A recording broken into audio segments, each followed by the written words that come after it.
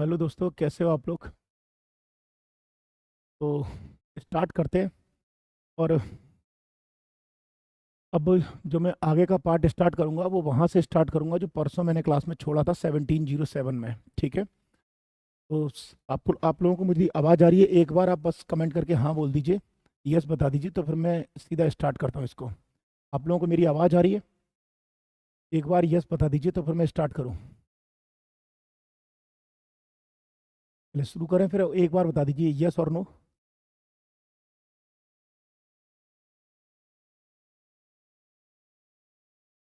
आप लोगों को मेरी आवाज़ आ रही है? एक बार बस बता दीजिए, फिर मैं स्टार्ट करता हूँ। यस सर, ओके ठीक है। चलिए स्टार्ट करते हैं। मैंने लास्ट क्लास में जो आपको कराया था वो बता देता हूँ कहाँ से कहाँ तक कराया था। मैंने लास्ट में आपको कराया था, सबसे पहले तो ये बताया था कि 1206 से लेकर के 1526 तक क्या कहते हैं दिल्ली सल्तनत क्या हुआ, और 1526 से लेकर 1707 तक मुगल जो एम्पायर था उसका क्या हुआ। ठीक है, ये पार्ट मैं आपको समझा चुका हूँ। अब इसके आगे का पार्ट आपको आज समझाने जा रहा हूँ। और आज क्या करूँगा, 1707 से लेके, ध्यान रखिएगा, मैं अब सीधा पढ़ाने पे वो करूँगा। मैं आप लोगों से फीडबैक वगैरह कम लूंगा, क्यों? क्योंकि बच्चे इतने ज़्यादा कमेंट करते हैं कि उनको रिप्लाई कर पाना आसान नहीं होता। तो मैं पूरा कोशिश करूंगा कि आज जितना पार्ट मुझे कवर कराना है वो कवर करा दूँ। वो कवर कराऊंगा कितना, 1707 से लेकर 1857 तक का पार्ट पूरा का पूरा कवर कराऊंगा कि कैसे इंडिया में अंग्रेजों का शासन स्थापित हुआ, यहाँ तक का पार्ट कवर करा दूंगा आपको। ठीक है, आ जाए अब देखें क्या होता है। थोड़ा गौर से सुनना। एक्चुअली क्या हुआ, सबसे पहले 1526 से 1707 तक मुगल एम्पायर रहा है। इस मुगल एम्पायर में क्या हुआ, बाबर, एक ही मीडियम में लिखूंगा, हिंदी या इंग्लिश किसी में भी लिख देता हूँ, बाकी नेम तो एक ही जैसे हैं। बाबर, हुमायूं, और हुमायूं के दो पार्ट थे। मैंने बताया था कि 1530 से लेकर हुमायूं 1540 तक था, और बाद में हुमायूं 1555 से लेकर 1556 तक आया था। हुमायूं के बाद अकबर, और अकबर के बाद जहांगीर, और जहांगीर के बाद शाहजहां, और शाहजहां के बाद औरंगजेब हिंदुस्तान का राजा बना था। ठीक है। और औरंगजेब, बाबर जो बना था हिंदुस्तान का एम्परर, तो बाबर बना था 1526 से। ठीक है। और यहाँ पर जो इसका एंड हुआ था औरंगजेब का, वो 1707 में हुआ था। ये मुगल एम्पायर है पूरा का पूरा, मतलब ये मुगल एम्पायर है यहाँ तक। ठीक है। अब इस मुगल एम्पायर के बाद क्या होता है, इतना जो मुगलों का काल था वो बिल्कुल सही चल रहा था, कहीं कोई दिक्कत नहीं थी। मतलब 1526 से लेकर 1707, ऑन एन एवरेज 180 सालों में भारत में एक दो तीन चार पाँच छः, मतलब 180 सालों में छह मुगलों में राजा बने हैं। अब लेकिन हुआ क्या है कि इसके बाद क्या होता है, जैसे ही औरंगजेब की मृत्यु होती है, जैसे ही औरंगजेब की मृत्यु होती है, जैसे ही औरंगजेब की मृत्यु होती है, तो औरंगजेब के दो बेटे होते हैं, मतलब बेटे तो और भी थे, लेकिन औरंगजेब के दो बेटे होते हैं। पहले का नाम होता है मोहम्मद मुअज्जम, मोहम्मद मुअज्जम, और दूसरे का नाम होता है मोहम्मद आजम। इन दोनों भाइयों के बीच में इस बात की लड़ाई होती है, आजम, इन दोनों भाइयों के बीच में इस बात को लेकर लड़ाई होती है कि औरंगजेब के बाद राजा कौन बनेगा। मतलब ये दोनों भाई, पिताजी मर गए हैं इनके, और पिताजी की डेड बॉडी रखी है, इन्होंने पिताजी की डेड बॉडी को ठिकाने नहीं लगाया। ये दोनों इस बात के लिए लड़ रहे हैं कि हिंदुस्तान का राजा मैं बनूंगा। और इन दोनों के बीच में करीब 7-8 दिन तक युद्ध होता रहता है, और 7-8 दिन तक औरंगजेब की डेड बॉडी ऐसी पड़ी रहती है लावारिस के रूप में। बाद में क्या होता है, बाद में इन दोनों के बीच में निर्णायक युद्ध होता है, और ये जो मोहम्मद मुअज्जम था, ये बहादुर शाह के नाम से हिंदुस्तान का राजा बनता है। कौन बनता है? बहादुर शाह के नाम से हिंदुस्तान का राजा बनता है। और इसी को बहादुर शाह प्रथम या बहादुर शाह फर्स्ट कहते हैं। जब बहादुर शाह राजा बनता है, उसके बाद में औरंगजेब की डेड बॉडी को ठिकाने लगाया जाता है, मतलब दफनाया जाता है। तो इतिहासकारों ने यहीं पर कह दिया था कि अब मुगलों का अंत हो चुका है, क्योंकि जब बेटे उत्तराधिकार के युद्ध के लिए यानी सक्सेसर के युद्ध के लिए लड़ाई लड़ रहे हैं, तो कहीं ना कहीं पिता का ही ठिकाना नहीं है। तो ऐसे में बहुत सारे इतिहासकार कहते हैं कि मुगलों का अब लगभग लगभग दी एंड हो चुका है। तो औरंगजेब के बाद का जो काल होता है उसे पोस्ट मुगल एरा कहते हैं, मतलब पूर्वोत्तर मुगल काल कहते हैं, मुगल उत्तर काल कहते हैं, मतलब मुगलों के बाद का काल कहते हैं। तो देखिए औरंगजेब के बाद क्या हुआ वो देखते हैं। आ जाए, मैंने मुगल वाला रियल काल बता दिया, अब 1707 से लेकर 1857 तक क्या हुआ वो सुनना। 1707 से लेकर 1857 तक भारत में इतने राजा बदल गए। पहला आया बहादुर शाह, बहादुर शाह के बाद आया जहांदार शाह, जहांदार शाह के बाद आया फर्रुख शियर, फर्रुख शियर के बाद आया रफी उद्दौला, रफी उद्दौला के बाद आया रफी उद दरजात, रफी उद दरजात के बाद आया था रोशन अख्तर, अख्तर। इसी रोशन अख्तर का दूसरा नाम था मोहम्मद शाह रंगीला। ये ध्यान रखिएगा। अब इसी मोहम्मद शाह रंगीला के टाइम पर हिंदुस्तान में आक्रमण होगा, जिसे करनाल का युद्ध कहते हैं। वो मैं आपको थोड़ी देर में बता रहा हूं, बस मैं पहले ये समझा दूं कि मोहम्मद शाह के बाद सामान्यतः क्या हुआ है। तो पहले आराम से समझना, मोहम्मद शाह के बाद में क्या हुआ है वो समझना, ठीक है। तो रोज मोहम्मद शाह रंगीला के बाद में हिंदुस्तान का राजा बना जो बनता है, मतलब मोहम्मद शाह रंगीला जब राजा बनता है तो इसकी मृत्यु कैसे होगी वो तो बात की बात है, लेकिन मोहम्मद शाह रंगीला के टाइम पे करनाल का युद्ध होगा। करनाल के युद्ध में ये कहीं ना कहीं हारेगा, तो हारने के बाद अंग्रेजों के दिमाग में एक बात आएगी कि भारत को गुलाम बना लिया जाए। लेकिन ये अंग्रेजों वाला पार्ट मैं आपको थोड़ी देर में समझाता हूं, पहले मुगलों को पूरी तरह खत्म कर दूं, क्योंकि यहाँ 3 पार्ट है। एक मुगलों को खत्म करता हुआ दिखाना है, दूसरा अंग्रेजों को पनपता हुआ दिखाना है कि अंग्रेज कैसे आए। तो अगर मैं दोनों को मिला के पढ़ाऊंगा कि मतलब अंग्रेजों को भी साथ लेके चलूं और मुगलों को भी साथ लेके चलूं तो आप कंफ्यूज हो जाओगे। इसलिए मैं क्या कर रहा हूं, पहले मुगलों वाला पार्ट निपटा रहा हूं। जब मुगलों वाला निपट जाएगा तो अंग्रेजों वाला पार्ट आपको अलग से दिखाऊंगा आपको, ठीक है। अब देखें क्या होता है। इसके बाद जो बनता है वो बनता है अहमद शाह राजा, अहमद शाह। और अहमद शाह के बाद जो राजा बनता है वो बनता है आलमगीर। और आलमगीर, इसको छोटा कर लो या ऊपर कर लो, आलमगीर। और आलमगीर के बाद जो राजा बनता है वो बनता है शाह आलम, शाह आलम। और शाह आलम के बाद जो राजा बनता है वो बनता है अकबर सेकंड। और अकबर सेकंड के बाद जो राजा बनता है वो बनता है बहादुर शाह जफर। ये ध्यान रखिएगा, मेनली मुगलों के बाद में इतने ही रहे हैं, इतने ही रहे हैं। वैसे आपको इसकी जरूरत नहीं पड़ेगी, किसी भी एग्जाम में नहीं पूछा जाता। लेकिन क्या है, चूंकि मैं समझा रहा हूं तो मैं आपको बैकग्राउंड के साथ समझा दे रहा हूं। देखो क्या हुआ, अब सुनो सीन क्या होता है। ये बहादुर शाह जो राजा बना ये बिल्कुल बुजुर्ग टाइप का था, मतलब किसी मतलब का नहीं था, इसलिए कहीं ना कहीं इसके टाइम पे कुछ नहीं हुआ। ये जहांदार शाह जो था, जहांदार शाह जो मुगल जो ठीक से जेन्युइन थे, जो बाबर या अकबर जैसे जो प्रतापी राजा रहे थे, उनके विरुद्ध जहांदार शाह एक बेकार किंग साबित हुआ।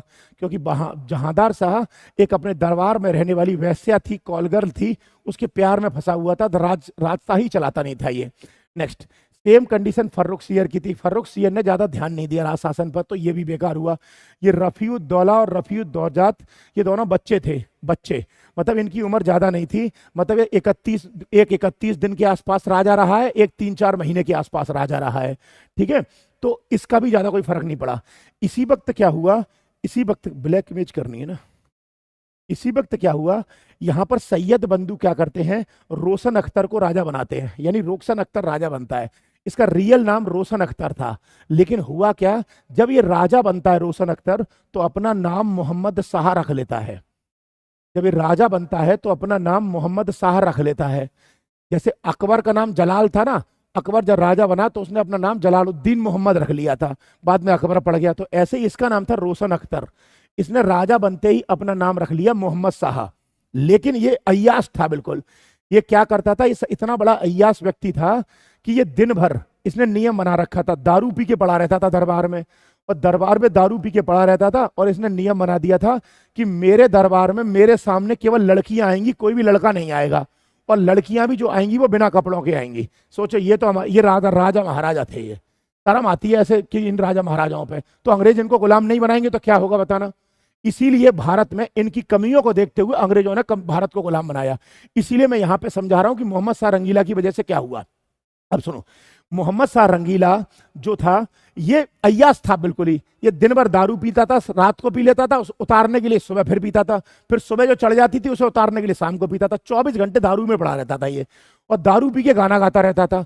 क्या कि मतलब वही कि शीला की जवानी तू चीज बड़ी है मस्त मस्त, इसीलिए लोगों ने इसका नाम ही रख दिया रंगीला। इसीलिए इसके नाम के आगे जो टाइटल रखा है वो है मोहम्मद शाह रंगीला। यहां तक क्लियर हो गया। अब क्या हुआ, मोहम्मद शाह रंगीला के टाइम पर एक ईरान नाम का देश था, ईरान, ईरान के राजा थे या खलीफा थे, उनका नाम था नादिर शाह।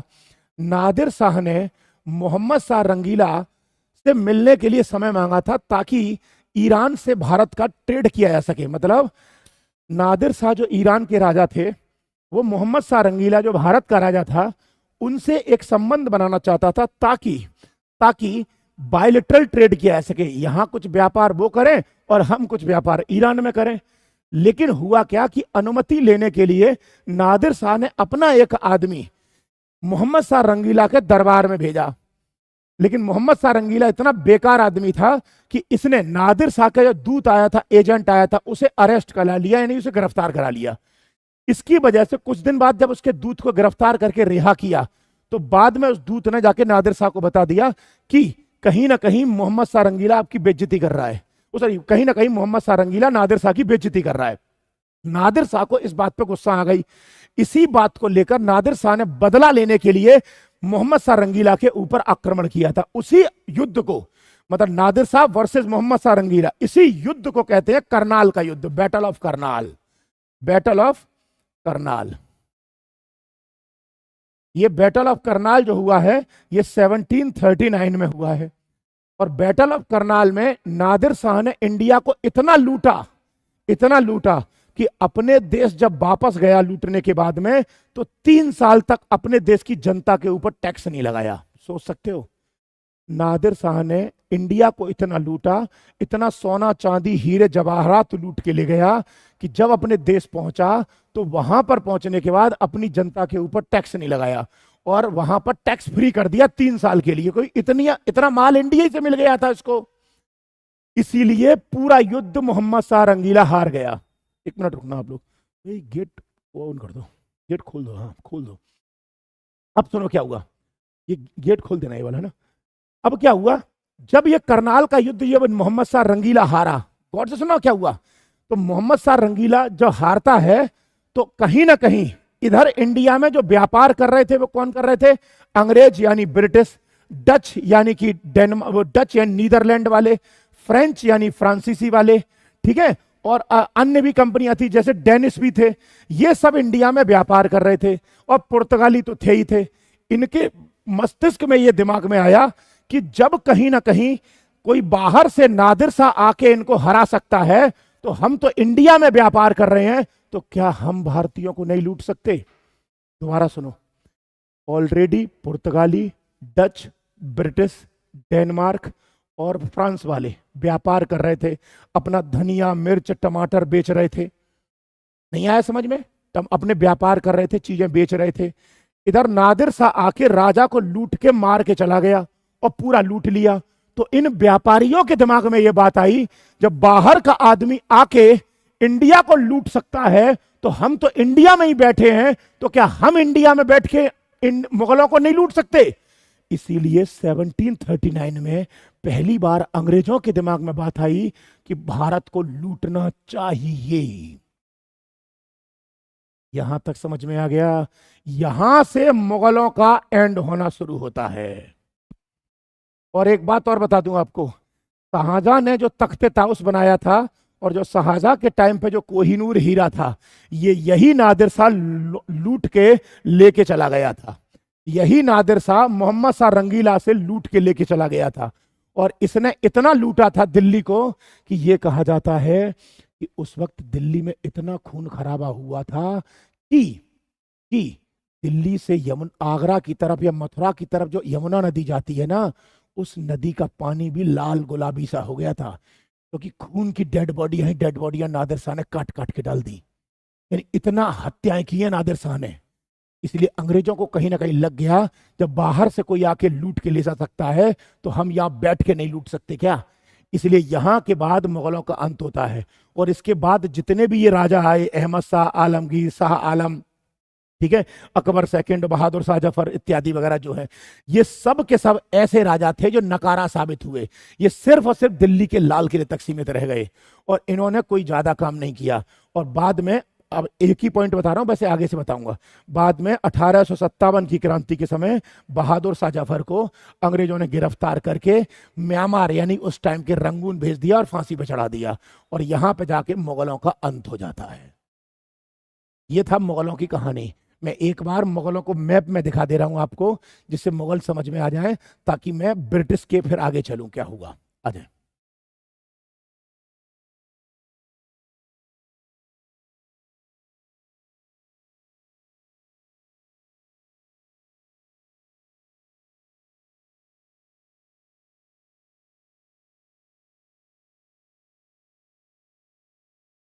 देखिए, ये बाबर था। बाबर इंडिया में आता है, इसको आप थोड़ा गौर से देखने की कोशिश कीजिएगा। ये बाबर इंडिया में आएगा यहां से। अब ग्रीन ग्रीन कलर जहां हो जाएगा वहां मुगलों का एक्सपेंशन होगा। और ये टाइम पीरियड दे रखा है, इस टाइम पीरियड के अकॉर्डिंग चलिएगा। ये वीडियो आपके में रिकॉर्ड हो रही होगी, बाद में कंफ्यूजन हो तो आप देख लिया कीजिएगा।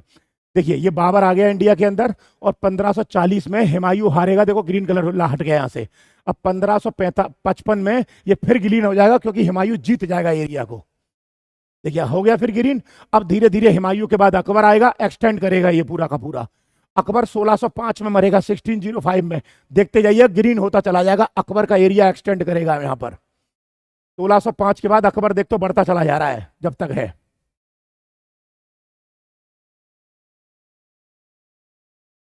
देखिए, एक बार अकबर के टाइम पर रुकता हूं मैं। देखिए, अकबर जब मरा था 1605 में, तो इंडिया पे मुगलों का इतना साम्राज्य था। यानी अकबर की डेथ होने के बाद में जहांगीर इसको आगे बढ़ाएगा अब।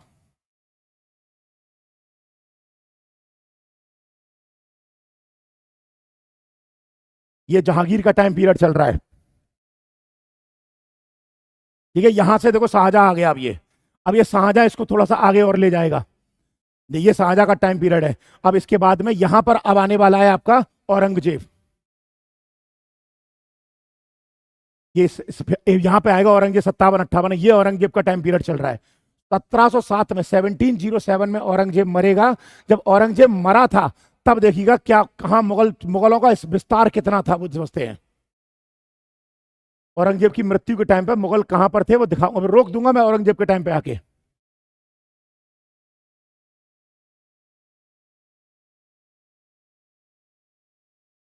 ये 1707 में औरंगजेब के टाइम पे इतना था।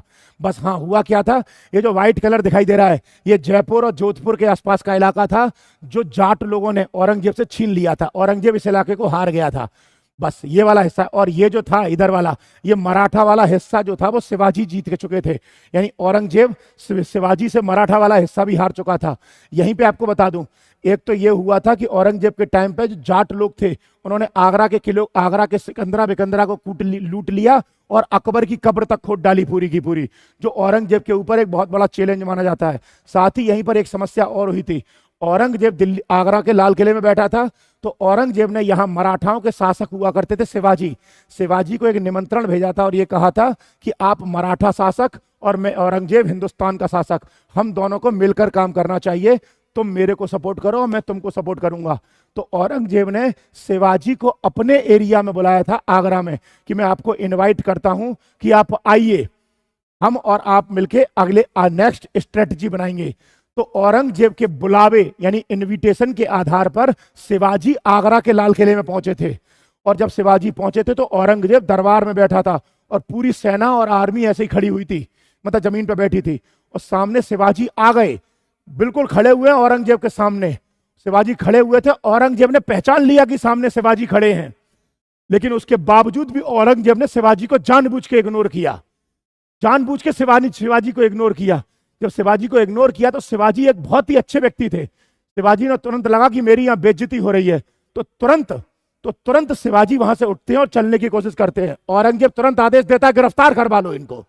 और जैसे ही औरंगजेब को गिरफ्तार करवाया और औरंगजेब को कैद कर लिया आगरा के किले में, कैद कर लिया उनको आगरा के किले में, औरंगजेब ने बोल दिया किले में बंद कर दो इनको, और शिवाजी को किले में बंद कर दिया। अगले दिन सुबह दरबार लगा। जब दरबार लगा तो औरंगजेब ने आदेश दिया कि जो गिरफ्तार किया गया है शिवाजी, उसको लेके आओ दरबार में। सैनिक गए, पूरा आगरा का किला छान मारा, पूरा आगरा का किला छान मारा, पूरे आगरा के किले में शिवाजी नहीं मिले। औरंगजेब ने कहा कहां गए वो? जमीन निकल गई कि आसमान खा गया उसको? पूरे आगरा के किले में शिवाजी नहीं थे। अभी दरबार में बैठा हुआ एक आदमी बोलता है औरंगजेब से, आप तुमने गलत आदमी को गिरफ्तार कर लिया। उसने कहा मतलब? वो शिवाजी है, छत्रपति महाराज शिवाजी। वो व्यक्ति गुरिल्ला युद्ध का माहिर आदमी है। गुरिल्ला युद्ध जो पहाड़ियों में छुप छुप के लड़ा जाता है, जो पहाड़ों में लड़ा जाता है, वो बंदा पहाड़ों पे चढ़ देता है। ये तो आगरा का किला था, कब रात को दीवार कब दीवार कूद के वो निकले होंगे किसी को पता नहीं है। इसका मतलब ये था शिवाजी आगरा के किले की दीवारें कूद के ही निकल गए। अब होता क्या है, 3 से 4 दिन 5 दिन बाद औरंगजेब के दरबार में एक पत्र आता है। उस पत्र में लिखा होता है कि औरंगजेब, तूने मुझे धोखे से अपने दरबार में बुलाया और मैं तेरे धोखे में फंस गया और मैं तेरे दरबार में आया, लेकिन तूने मेरी बेइज्जती की सो तो ठीक है, लेकिन तूने मुझे गिरफ्तार करवाया और पूरे भरे समाज में मेरी बेइज्जती की है। ये बर्दाश्त नहीं होगा। तेरे में औरंगजेब अगर हिम्मत है तो इस मराठाओं के क्षेत्र में आके दिखा दे। एक बार अपनी पूरी की पूरी फौज लेके इस मराठाओं के क्षेत्र में आके दिखा दे। वादा है, कदम रख के दिखा दे तू यहां पर कभी भी। औरंगजेब 1707 में मरते मर गया, लेकिन कभी भी इस मराठाओं के एरिया में गया नहीं। क्यों? क्योंकि शिवाजी से औरंगजेब सबसे ज्यादा डरता था। इसीलिए ये एरिया औरंगजेब से शिवाजी ने स्वतंत्र करा दिया था। मैंने यही बोला था आपसे, औरंगजेब के एरिया में सारे एरिया पे कब्जा था, लेकिन शिवाजी के एरिया में औरंगजेब आज तक नहीं गया। डेथ हो गई लेकिन पहुंचा नहीं कभी। और यहां पर 1707 में औरंगजेब खत्म होता है और उसके बाद मुगलों का पतन शुरू होता है। अब देखिएगा ग्रीन कलर जो है कम होता चला जाएगा और धीरे धीरे धीरे 1858 में 57 में मुगलों का एंड हो जाएगा। इस वीडियो को गौर से देखना आगे।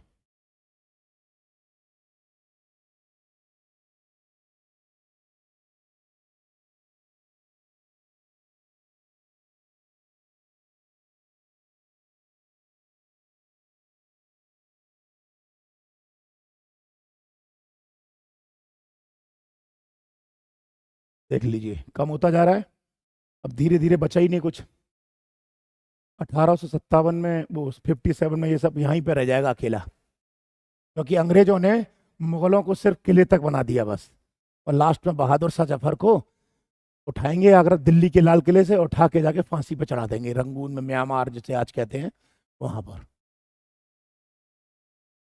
आई होप आपको समझ में आ गया होगा।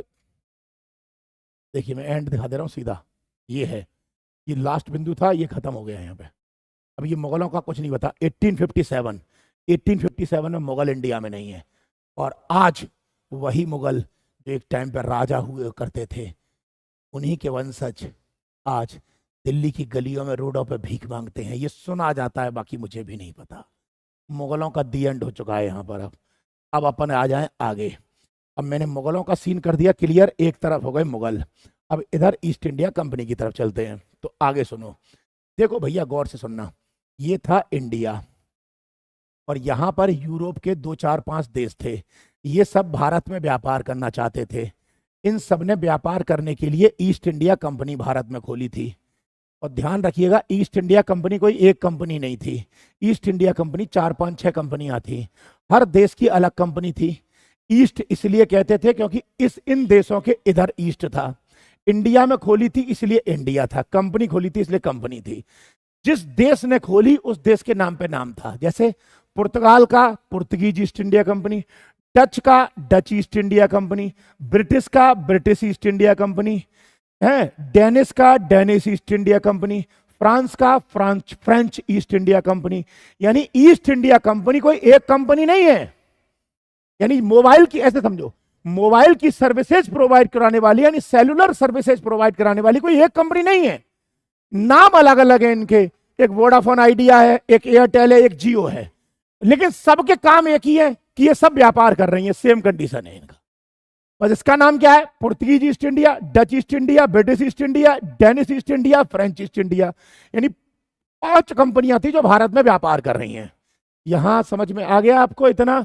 अब सुनो, लेकिन इन पांचों ईस्ट इंडिया कंपनी में भारत को जो आगे टक्कर देगी, मतलब भारत में जो आगे कंटिन्यू व्यापार करेगी, वो ब्रिटिश ईस्ट इंडिया कंपनी करेगी। बाद में भारत को जो गुलाम बनाएगी वो ब्रिटिश ईस्ट इंडिया कंपनी बनाएगी। तो अब ये देखना है अपन को कि ये 5 ईस्ट इंडिया कंपनी है। पांचों के नाम दोबारा रख रहा हूं, एक बार पांचों के नाम दोबारा रख रहा हूं जिससे कंफ्यूजन ना हो। आ जाए। पहला पहला पुर्तगाल, मतलब पुर्तगालीज वाली ईस्ट इंडिया कंपनी। दूसरा है ना डच ईस्ट इंडिया कंपनी, ठीक है। तीसरा ब्रिटिश ईस्ट इंडिया कंपनी। तीसरा Danish Danish East India company. French East India company. यानी 5 कंपनियां हैं और कंपटीशन इन पांचों में होगा। ये पांचों की पांचों अब टक्कर करेंगी, कंपटीशन करेंगी, क्योंकि पांचों व्यापार करने आ चुकी हैं। ठीक है यहां तक? अब इसमें ये कंपनी अकेली जीतेगी, बाकी 4 हारेंगी। वो कहानी आपको बतानी है कि ये अकेली जीतेगी, 4 हारेंगी कैसे। ठीक है यहां तक? कोई कंफ्यूजन है तो बता दो पहले आप मेरे को। अब इतना बताइए, यस और नो में कोई डाउट है? समझ में आ गया या हाँ या नहीं? जल्दी बोलो ताकि मैं आगे चलूं।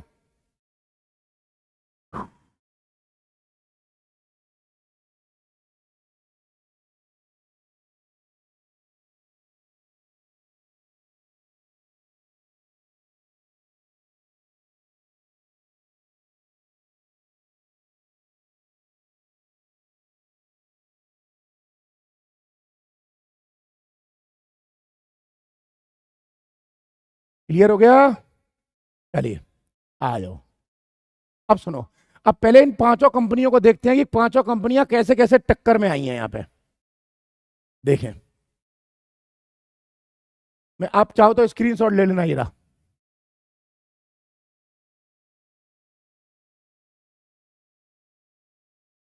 ये देखें, पुर्तगाली ईस्ट इंडिया कंपनी 1498 में खोली थी, पहली फैक्ट्री कोचीन में लगी थी 1503 में। दूसरा डच ईस्ट इंडिया कंपनी 1602 में खोली थी, पहली फैक्ट्री मूसलीपत्तनम में लगी थी 1605 में।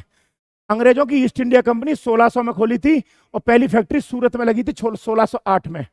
डेनमार्क की ईस्ट इंडिया कंपनी 1616 में खोली थी, त्रांक्याबर में खोली थी पहली फैक्ट्री 1620 में। फ्रांसीसी ईस्ट इंडिया कंपनी 1664 में खोली थी, पहली फैक्ट्री लगी थी फर्स्ट फैक्ट्री सूरत में 1668 में। स्वीडिश ईस्ट इंडिया कंपनी 1731 में खोली थी, गोहनबर्ग में लगी थी। ये सिर्फ कागज में खुल पाई थी, रियल में नहीं खुल पाई थी, इसीलिए इस कंपनी स्वीडिश वाली की कोई मान्यता नहीं है। बाकी ऊपर की 5 की टक्कर है, मैंने वही 5 दिखाई है। स्वीडिश वाली रियल में नहीं खुल पाई कभी भी। चले आगे, आ जाए। आप चाहो तो स्क्रीनशॉट ले लेंगे आप लोग, या एक बार मैं दे दूं दोबारा? इसको एक बार स्क्रीनशॉट ले लीजिएगा, मैं समझ, ताकि आपको दिक्कत ना हो। चलिए अब आगे चलते हैं। अब देखें, अब ये 5 ईस्ट इंडिया कंपनी है, मतलब 5 ईस्ट इंडिया कंपनी है, पांचों में टक्कर होगी, लड़ाई होगी। अब लड़ाई है 5 में तो 5 जीतेंगे। अब ऐसे समझो आप, सीधी बात है, एक डिस्ट्रिक्ट है, उस डिस्ट्रिक्ट में मान लो मोबाइल है। मोबाइल, इस मोबाइल बेचने के लिए 5 कंपनियां हैं, जैसे ओप्पो, वीवो, एप्पल, सैमसंग, टैमसंग वगैरह, ऐसी करके 5-6 कंपनियां हैं। ये पांचों 6 कंपनियां व्यापार कर रही हैं। तो भैया सीधी बात है, मोबाइल 5 बना रही हैं, तो सब के सब जाएंगे कि ज्यादा से ज्यादा उनका माल बिके। इसलिए दोनों सब की सब कंपनियां अपना अपना अच्छा क्वालिटी देंगी और रेट डाउन करेंगी, ताकि ज्यादा रेट डाउन करेंगी तभी तो उनका माल खरीदेगा कोई। जैसे मान लो मैं अपना रेट बढ़ा दूंगा तो कोई खरीदेगा नहीं, इसीलिए ये सारी की सारी कंपनियां रेट डाउन करेंगी। लेकिन नुकसान होगा इनको, तो लड़ाई भी होगी। जैसे 2 दुकानदार होते हैं आपस में एक ही मोहल्ले में, और जब 2 दुकानदार होते हैं तो लड़ाई होती हो सकती है, निश्चित रूप से होगी भैया। सेम हुआ। अब देखो दोनों 5 के बीच में लड़ाई कैसे होती है, जरा सुनना।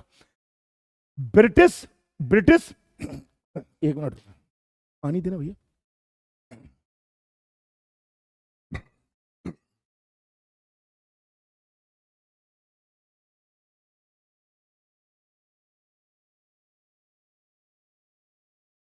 अब सुनो, पहला कहां गया?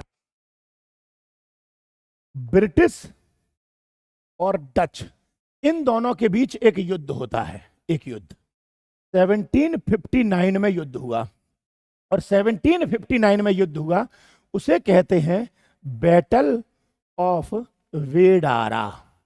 हिंदी में बोलते हैं वेडारा का युद्ध। इस वेडारा के युद्ध में दोनों के बीच में लड़ाई होती है, दोनों एक दूसरे को मारते हैं। अब लड़ाई हो रही है तो एक जीतेगा एक हारता है, कभी ये जीतता है कभी वो हारता है। तो इस तरीके से ये दोनों के दोनों एक एग्रीमेंट कर लेते हैं। कैसे एग्रीमेंट करते हैं? देखो कैसे, मान लो एक शहर है, एक शहर का एक चौराहा ये है, एक चौराहा ये है, यहाँ पे दोनों के ठेले लगे हैं, मतलब इसका भी ठेला यहाँ पर है और दूसरे का भी ठेला यहाँ पर है, दोनों कंपनियों का। इस चौराहे पे भी दोनों कंपनियों का ठेला है, तो दोनों का व्यापार में कंपटीशन हो रहा है। तो इन दोनों ने एक काम कर लिया कि एक काम कर, उस चौराहे पे तू अपना ठेला लगा ले, इस चौराहे पे मैं अपना ठेला लगा लूंगा, तेरे चौराहे पे मैं अपना ठेला नहीं लगाऊंगा, मेरे चौराहे पे तू मत लगाना। इन दोनों ने एरिया बांट ली है। सेम इनके साथ हुआ। बेडारा के युद्ध में अंग्रेजों ने, ब्रिटिश ने कह दिया कि एक काम करेंगे, इंडिया में हम व्यापार करेंगे, इंडिया में डच हट जाएं, इंडिया में डच व्यापार ना करें। लेकिन डचों से कह दिया कि तुम इंडोनेशिया, इंडोनेशिया और मलेशिया में व्यापार करना, इंडोनेशिया और मलेशिया में हम नहीं करेंगे। मतलब अंग्रेजों ने कह दिया हम व्यापार करेंगे इंडिया में, और डचों से कह दिया तुम करना इंडोनेशिया और मलेशिया में। एरिया बट गए, डच तैयार हो गए, और इस तरीके से डच चले गए इंडोनेशिया मलेशिया व्यापार करने, अंग्रेज रह गए इंडिया में, और डचों का रास्ता हो गया साफ। पहला कॉम्पिटिटर खत्म।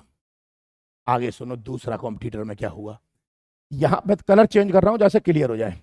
दूसरा कॉम्पिटिटर ये था, ये, इसमें फ्रांसीसियों और ब्रिटिशर्स के मध्य एक युद्ध हुआ 1760 में। युद्ध का नाम था बांडीवास का युद्ध, बैटल ऑफ बांडीवास। इस बांडीवास के युद्ध में फ्रांसीसी हार गए, हार गए, अंग्रेज जीत गए। और अंग्रेजों ने फ्रांसीसियों से कहा कि अब इंडिया को छोड़ के भाग जाओ, व्यापार मत करो, यहां पे नहीं पिटोगे। तो फ्रांसीसियों ने कहा हम चले जाएंगे, हम चले जाएंगे यहां से, पूरा इंडिया खाली कर देंगे, लेकिन हमको थोड़ा सा इलाका दे दो, हमारी बेइज्जती हो जाएगी नहीं तो अंग्रेजों ने कहा कौन सा इलाका चाहिए। तो फ्रांसीसियों को अंग्रेजों ने 5 इलाके दिए थे। 5 कौन कौन से है वो पांचों सुनो। पहला था पौंडीचेरी, दूसरा था माहे, तीसरा था यनम, चौथा था कराईकल, और पांचवा था चंदरनगर। ये 5 इलाके दिए थे अंग्रेजों ने इनको, और इन 5 इलाकों में केवल फ्रांसीसी रह गए, यानी फ्रांसीसी सिर्फ 5 इलाकों में व्यापार कर रहे थे बस, और बाकी सारे इलाके अंग्रेजों ने कवर कर लिए, और फ्रांसीसियों का भी पूरे भारत से खात्मा हो गया। आप में से कोई बच्चा जानना चाहिए 5 इलाके कहाँ हैं, तो मैप में दिखा दे रहा हूं आपको। इंडिया नहीं, इसमें नहीं होगा।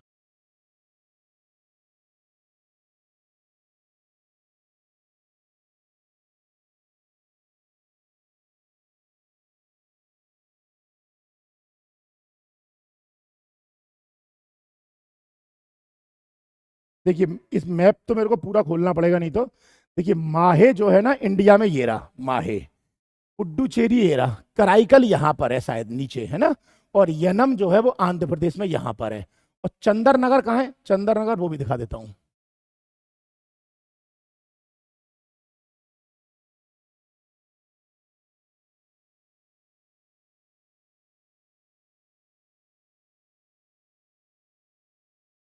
देखिए ये है चंदरनगर, ये कलकत्ता पश्चिम बंगाल है ना, पश्चिम बंगाल में ये जगह है चंदरनगर।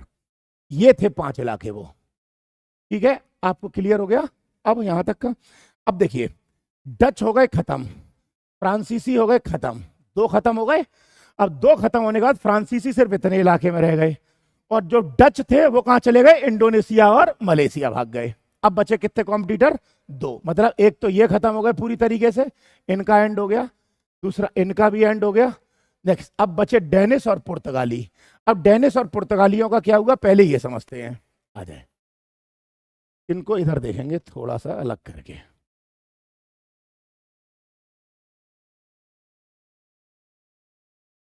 अब देखिए क्या हुआ। एक्चुअली जो पुर्तगाली थे और जो अंग्रेज थे, अंग्रेज, इन दोनों के बीच एक पंगा हो गया। पंगा क्या हो गया, पुर्तगाल की एक रानी थी, रानी, रानी का नाम था कैथरीन, क्वीन थी, क्वीन, राजा की बेटी थी वहां की, ठीक है। और जो यहाँ का प्रिंस था, राजा था, राजा, उस राजा का बेटा था, बेटा का नाम था प्रिंस चार्ल्स, चार्ल्स। इन दोनों को आपस में प्यार हो गया, मतलब लव यू हो गया इन दोनों को। इसके चक्कर में ये दोनों आपस में शादी करना चाहते थे। अब क्या हुआ, ये लड़की जिद पे अड़ गई कि मैं शादी करूंगी तो इसी से करूंगी, नहीं तो मर जाऊंगी। इसके चक्कर में ब्रिटेन ने यह कह दिया कि हम इस लड़की से शादी नहीं करेंगे अपने बेटे की। लेकिन लड़की और पुर्तगाल जिद पे अड़ गया कि हमें तो करेंगे तो शादी इसी से करेंगे।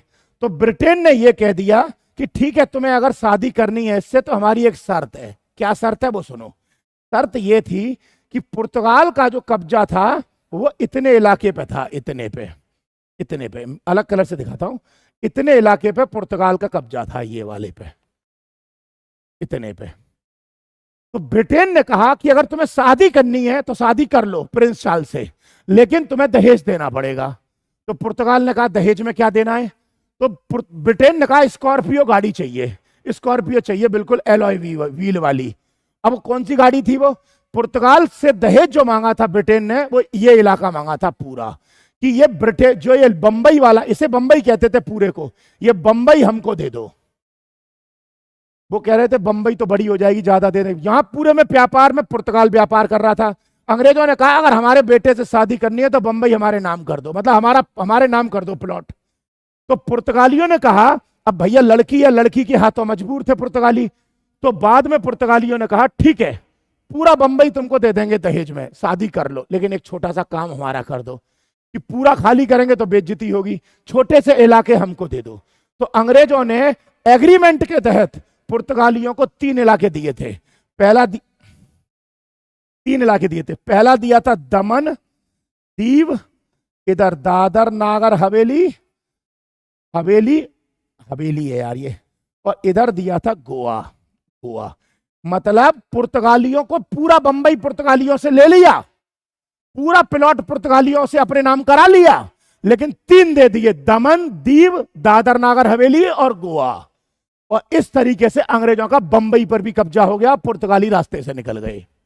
ठीक है, अब लौटाओ इधर दोबारा, देखो अब आ जाओ इधर, देखें फ्रांसीसी खत्म बांडीवास के युद्ध में।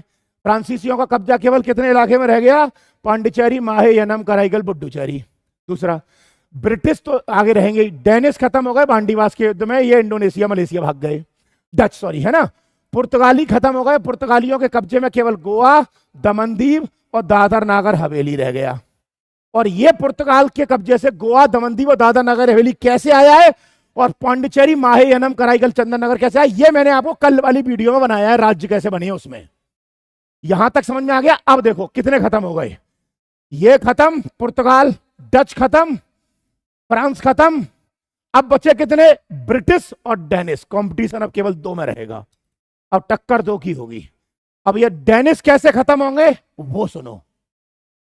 तो डेनिश कैसे खत्म होंगे, इसके लिए तुम्हें एक एग्जांपल देता हूं।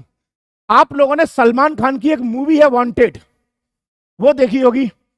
उस वांटेड मूवी में एक एक्ट्रेस है, नाम पता नहीं वो क्या नाम है उसका, आयशा लपाड़िया नहीं, ऐसी कुछ नाम है, आयशा लाखिया टाकिया कुछ ऐसी करके, ध्यान नहीं है मुझे पता, मैं क्योंकि मैं एक्ट्रेस पे ध्यान नहीं देता। तो तुमने देखा होगा जो एक्ट्रेस होती है वो एक ट्रेन में जा रही होती है, और ट्रेन में जब जा रही होती है तो उसका भाई होता है गोल मटोल गोलगप्पा सा बैठा होता है, टिफिन पे हाथ मार रहा होता है, गाना सा गा रहा होता है। तो अचानक को 4-5 गुंडे ट्रेन में चढ़ जाते हैं, और वो गुंडे जो होते हैं वो जब ट्रेन में चढ़ जाते हैं तो उस लड़की को छेड़ते हैं। तो ऐसे में जो लड़का होता है भाई, जो वो गोल मटोल गोलगप्पा, वो गुंडों से कहता है ओए मेरी बहन से नहीं, तमीज में रहे। तो वो जो क्या कहते हैं, जो गुंडे होते हैं वो लड़के के कान में मारते हैं थोड़ा बहुत। तो ऐसे में एक सीन देखो क्या होता है, लड़का समझ जाता है कि मैं अब फंस गया, मेरी बहन अब गुंडों के कब्जे में है। तो लड़का क्या करता है, अपने मोबाइल से सलमान खान का नंबर डायल करता है चोरी छुपे, और डायल करके स्क्रीन नीचे कर देता है। अब ऐसे में जब फोन उठता है तो जो सलमान उधर से फोन उठा लेता है, तो लड़का बोलता है गुंडों से, देख गलत बात है, मेरी बहन को मत छेड़, अभी सांता क्रूज रेलवे स्टेशन है, अगरा railway station, Bandra railway station आएगा, छोड़ूंगा नहीं तेरे को। सलमान समझ जाता है कि लड़की फंस गई है। तो सलमान क्या करता है, मूवी है तो मूवी में तो सलमान खान कहीं भी होगा तो दिखा देंगे स्टेशन पे आने में, मूवी में तो सिंगापुर भी होगा तो 2 सेकंड लगेगा उसको इंडिया आने में भी। तो सलमान भागते हुए आता है और अगले स्टेशन पे पहुंचता है। तो सीन देखना वहां पे क्या है, ये समझ में आ जाएगा डेनिस कैसे खत्म हुए। सीन में सलमान जैसे ही घुसता है तो गुंडे पहले तो सलमान पे भारी पड़ते हैं। फिर सलमान क्या करता है, एक गुंडे का सिर पकड़ता है और जो ट्रेन का जो खंबा होता है उस खंबे में मार देता है। तो उसके सिर को तो कुछ नहीं होता, खंबा टेढ़ा हो जाता है। सिर पता नहीं कौन से उसके मटेरियल का बना था उसका। अब क्या, वो खंबा जैसे टेढ़ा होता है और एक आदमी को क्या करता है, वो बाहर गर्दन लटका देता है, ट्रेन से गर्दन कट जाती है उसकी। और एक को मारता है सलमान हाथ, उससे वो खिड़की से बाहर निकल जाता है। तीन को मारता है और चौथा बंदा वैसे ही कूद के भाग जाता है। सेम कहानी ये हुई। अंग्रेजों ने इन दो को प्यार से मारा, दो को युद्ध में मारा, बेडारा के बांडीवास के युद्ध में, और एक को प्यार में मार दिया। इन चौथे को समझ में आ गई इन जिन तीन का जो हाल हुआ है हम भी किसी दिन पिटेंगे, इसलिए पतली गली से निकल लो। तो ये कब आए कब गए पता ही नहीं चला। इस तरीके से केवल अब एक छत्र राज रह गया, किसका? अंग्रेजों का। अब सिर्फ मार्केट में एक कंपनी है, ब्रिटिश ईस्ट इंडिया कंपनी। अब ये मान लो मोबाइल बनाती है, तो अब मोबाइल 500 का बेचे चाहे 5 लाख का बेचे, इसकी मर्जी। अब कोई कॉम्पिटिटर या प्रतियोगी मार्केट में है ही नहीं। अब बताइए, यहां तक आपको समझ में आया कि मुगलों का पतन कैसे हुआ? यहां पर आप ये समझ में आया कि 5 कॉम्पिटिटर में से अंग्रेज अकेले कैसे जीते? इतने में बोलो कोई डाउट है? यस और नो जल्दी।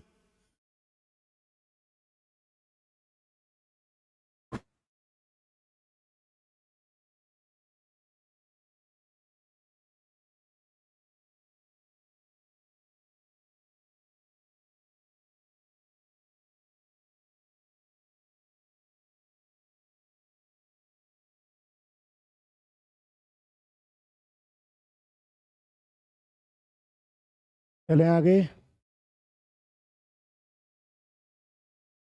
चलिए क्लियर है। अब सुनो, अब धीरे धीरे मैंने आपको इतना बता दिया कि मुगलों का एंड कैसे हुआ, मुगल खत्म।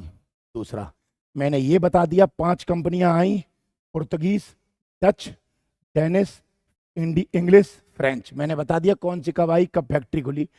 5 में से कौन जीता ये भी बता दिया, कैसे जीता ये भी बता दिया। ठीक है, अब आगे बताना है कि कैसे कैसे अंग्रेज आपको कंट्रोल करेंगे। इतना मिटा देते हैं पहले। अब सुनिए इधर, अब देखें, इतना बड़ा इंडिया था मान लेते हैं अपन, और इस वक्त अंग्रेज अकेले व्यापार कर रहे थे। तो सबसे पहले तो अंग्रेजों ने इस बंगाल पे कब्जा किया। बंगाल पे कैसे कब्जा किया उसके लिए सिर्फ इतनी हिंट दे लो आप कि चूंकि इतिहास का टॉपिक है, मैं चूंकि बैकग्राउंड समझा रहा हूँ, तो पॉलिटी के पॉइंट ऑफ व्यू से बैकग्राउंड पर्याप्त है आपके लिए। हिस्ट्री जब आपको पढ़ाई जाएगी तो आपको उसमें बैकग्राउंड के साथ साथ डीप स्टडी कराई जाएगी। इसमें क्या हुआ, यहाँ पर 2 युद्ध होते हैं। एक युद्ध होता है प्लासी का युद्ध, बैटल ऑफ प्लासी, ठीक है, और एक युद्ध होता है बक्सर का युद्ध, बैटल ऑफ बक्सर। इस प्लासी के युद्ध में अंग्रेज जीतते हैं और बक्सर के युद्ध में भी अंग्रेज जीतते हैं। और जब बक्सर के युद्ध में अंग्रेज जीतते हैं तो अंग्रेजों का 3 एरिया पे कब्जा होता है। वो 3 एरिया जो थे वो थे, पहला बिहार, दूसरा बंगाल और तीसरा उड़ीसा। इन 3 एरिया को अंग्रेजों ने अपने कब्जे में ले लिया। अब क्यों लिया था अब जब अंग्रेजों ने कब्जे में? एक्चुअली जो बक्सर का युद्ध हुआ था उसमें 2 पार्टियां थी। एक तरफ तो अंग्रेज लड़ रहे थे और एक तरफ 3 राजा लड़ रहे थे, जिसमें एक राजा पुराना था, फॉर्मर राजा था। फॉर्मर राजा का नाम था बंगाल का पूर्व नवाब मीर कासिम, और मुगलों का जो बादशाह था शाह आलम, वो लड़ रहा था। और जो अवध अवध मतलब आजकल लखनऊ का जो राजा था सुजाउद्दौला, वो लड़ रहा था। तो ये तीनों के तीनों एक तरफ लड़ रहे हैं और अंग्रेज एक तरफ लड़ रहे हैं। लेकिन बक्सर के युद्ध में पहले ये हारता है, फिर ये दोनों मारे जाते हैं, ये दोनों के दोनों। और इसी में अंग्रेज इनसे एक एग्रीमेंट करते हैं कि तुमको छोड़ देंगे, मतलब इज्जत के साथ छोड़ देंगे, लेकिन एक शर्त होगी, तुमको हमें गिफ्ट देना पड़ेगा। और वो गिफ्ट जो अंग्रेजों ने मांगा था वो गिफ्ट था ये। गिफ्ट क्या था देखें, वो गिफ्ट था ये कि हमको बिहार दे दो, बंगाल दे दो और उड़ीसा दे दो। मतलब अंग्रेजों ने क्या क्या चीज मांगी इनसे? बिहार, बंगाल और उड़ीसा। यानी कि इन 3 चीजों पर अंग्रेजों का कब्जा हो गया। और इसी को इलाहाबाद की संधि कहते हैं, यानी टेरिटरी ऑफ इलाहाबाद कहते हैं। यही इलाहाबाद की संधि जो है ये 1765 में हुई थी, 1765 में हुई थी, ठीक है। और 1765 की इलाहाबाद की संधि के माध्यम से ये बंगाल, बिहार और उड़ीसा अंग्रेजों के कब्जे में आ गए थे। यहां तक कोई डाउट है? पूरे भारत पे कब्जा कैसे होगा वो बताऊंगा, लेकिन अभी यहां से चल रहे हैं, ठीक है। अब देखो क्या होता है, सुनना जरा। इसमें देखो ये इलाहाबाद की संधि जो है, इसमें द्वैध शासन बोलते हैं इसको, द्वैध शासन, डायरकी बोलते हैं। डायरकी का मतलब था जो यहाँ का राजा था, बंगाल का नवाब था, वो नवाब सारे काम करेगा, सारे काम करेगा, ठीक है, सारे काम करेगा, लेकिन मतलब सड़कें बनवाएगा, लॉ एंड ऑर्डर मेंटेन करेगा, लेकिन टैक्स कलेक्ट करने की जिम्मेदारी अंग्रेजों की होगी। यानी दो काम, सारे काम करेगा राजा, टैक्स कलेक्ट करेंगे अंग्रेज। इसी को कहते हैं द्वैध शासन, डायरकी। मतलब आधे काम करेगा वो, और रियल में फाइनेंशियल पैसे इकट्ठे करने का काम करेंगे अंग्रेज। इसी को अंग्रेजों की चाल कहते हैं, क्योंकि अंग्रेजों ने पैसे का जो काम था रियल में वो अपने पास ले लिया, और बर्तन साफ करने का काम राजा को दे दिया। नहीं आई समझ में? अरे जो पैसे इकट्ठे करेंगे वो अंग्रेज करेंगे, बर्तन वो मांजेगा। तो अब सोचो, सारी की सारी पावर तो अंग्रेजों के पास आ गई। बर्तन मांजने के लिए साबुन भी चाहिए तो अंग्रेजों से पैसा लेने पड़ेगा। इसीलिए कहते हैं 1765 के इलाहाबाद की संधियों में कहीं ना कहीं अंग्रेजों को अप्रत्यक्ष रूप से ताकत मिल गई थी। यहां तक क्लियर है? यानी कि ये हिस्सा अंग्रेजों के कब्जे में आ चुका है। अब आगे आ जाओ, अब देखें क्या हुआ। इसी को थोड़ा सा पॉइंट समझते हैं। देखें, यहां पर एक पद है, 1756 में एक बंदा था जिसका नाम था रॉबर्ट क्लाइव। रॉबर्ट क्लाइव को उस वक्त गवर्नर, हिंदी इंग्लिश में एक ही, गवर्नर ऑफ फोर्ट विलियम बनाया गया था। एक्चुअली फोर्ट विलियम एक किला था जो बंगाल में था, कलकत्ता के पास में। उस किले का गवर्नर बनाया था रॉबर्ट क्लाइव को 1756 में। लेकिन जब इलाहाबाद की संधि में बंगाल, बिहार और उड़ीसा अंग्रेजों को मिल गए, तो अंग्रेज रॉबर्ट क्लाइव से इतने खुश हुए कि रॉबर्ट क्लाइव का प्रमोशन कर दिया। और रॉबर्ट क्लाइव को 1765 में इसी रॉबर्ट क्लाइव को गवर्नर ऑफ बंगाल बना दिया। ध्यान रखना, पहले रॉबर्ट क्लाइव को 1756 में गवर्नर ऑफ फोर्ट विलियम बनाया था, बाद में 1765 में गवर्नर ऑफ बंगाल बनाया था। पहले फोर्ट विलियम इतना सा इलाका था जो रॉबर्ट क्लाइव के कब्जे में था। रॉबर्ट क्लाइव ने जब बंगाल, बिहार और उड़ीसा कब्जे में ले लिए, तो कहीं ना कहीं अंग्रेज खुश हुए, और अंग्रेजों ने कहा शाबाश बेटा, और रॉबर्ट क्लाइव का प्रमोशन करके इतना बड़े इलाके का बना दिया इसको। यहां तक समझ में आ गया आपको? यहां तक चले आगे। तो इस तरीके से अंग्रेजों का इस एरिया पर कब्जा हो चुका था, बंगाल, बिहार, उड़ीसा में। दूसरा, मैं अभी आपको कुछ देर पहले बता चुका हूं, और इधर पुर्तगालियों से अंग्रेजों ने बंबई भी ले लिया, यानी बंबई भी अंग्रेजों के हाथ में आ गया। यानी कि देखो, अब अंग्रेजों के हाथ में क्या क्या आ रहा है, बंगाल, बिहार और उड़ीसा भी आ गया, और इधर अंग्रेजों से बंबई भी आ गया। दूसरा, और इधर एक इलाका था, इस इलाके का नाम था मैसूर। मैसूर, और मैसूर का जो इलाका था, अंग्रेजों ने आंग्ल मैसूर वॉर में, मतलब आंग्ल मैसूर वॉर 4 हुए हैं, 4 में पहले और दूसरे, मतलब पहले में तो अंग्रेज हारे हैं हैदर अली से, लेकिन दूसरे वाले में हैदर अली की मृत्यु के बाद में उसका पुत्र टीपू सुल्तान गद्दी संभालेगा।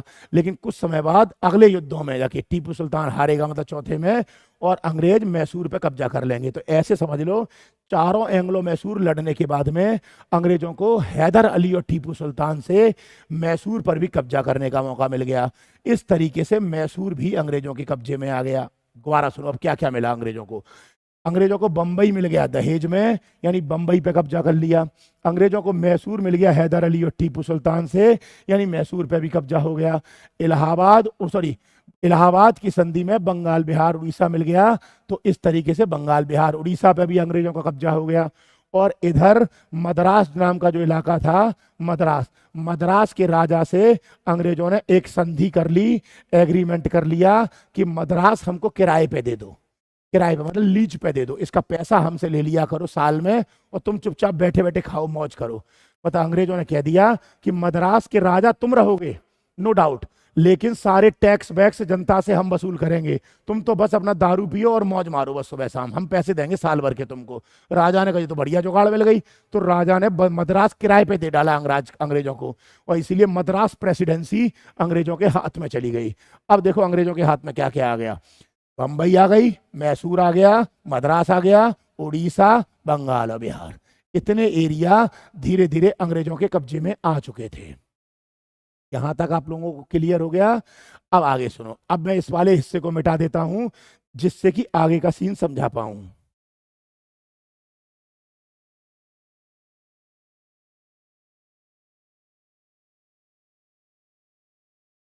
अब देखें क्या होता है यहां पर। अब ये को बंगाल का जो अभी गवर्नर है 1765 में, कौन है? Robert Clive.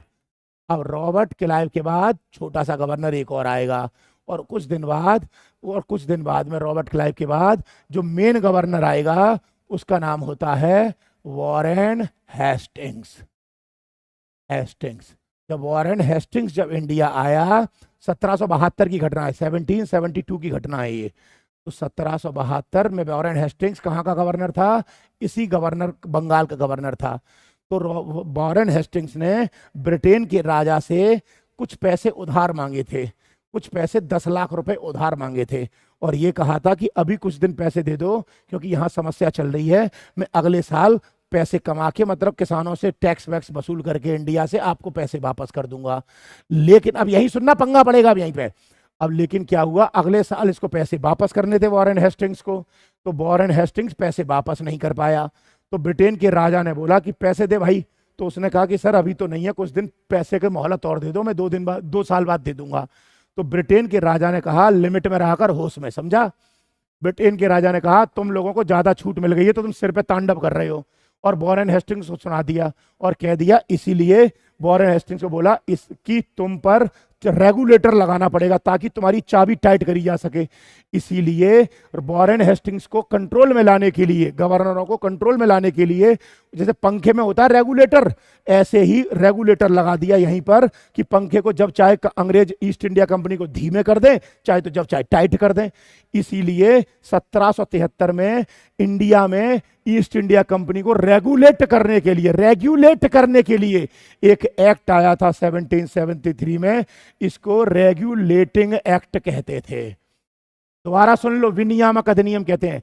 ये काय के लिए आया था? रेगुलेट करने के लिए, रेगुलेटर के पॉइंट ऑफ व्यू से आया था ये। और इसी एक्ट के माध्यम से ये जो गवर्नर ऑफ बंगाल था, इसका नाम बदल के गवर्नर जनरल ऑफ बंगाल कर दिया गया, और 1773 में किया गया ये। तो पहला गवर्नर जनरल ऑफ बंगाल कौन बना? वॉरेन हेस्टिंग्स बना। 1772 में बना, तब क्या था ये? Governor of Bengal. लेकिन 1773 में से क्या बना दिया? Governor general of Bengal. अभी किसी बच्चे को समझ में नहीं आ रहा कि गवर्नर और जनरल में क्या अंतर है, तो ऐसे समझो, देखो, जैसे मान लो पटना शहर है, तो पटना शहर पहले छोटा था, तो पटना शहर का एक पहले एसपी होता था, एसपी। अब धीरे धीरे पटना के लोगों ने प्रयास कर करके पटना की जनसंख्या बढ़ा दी, तो शहर बड़ा होता चला गया, तो उन सब जगहों पर एसएसपी कर दिया, मतलब एसएसपी हो गया, और एसएसपी के अंडर में छोटे छोटे एसपी कर दिए, SP rural area, SP city, SP east, SP west, SP A. ऐसे ही गवर्नर को गवर्नर जनरल कर दिया गया, और हर राज्य का अलग अलग गवर्नर बना दिया गया। मतलब गवर्नर जनरल जो वॉरेन हेस्टिंग्स बना, उसको सबका हेड बना दिया, और हर छोटे छोटे गवर्नर को गवर्नर जनरल के अंडर में कर दिया गया। आई होप आपको समझ में आ गया होगा। कोई डाउट है यहां तक? 1773 तक बोलो जल्दी, यस और नो।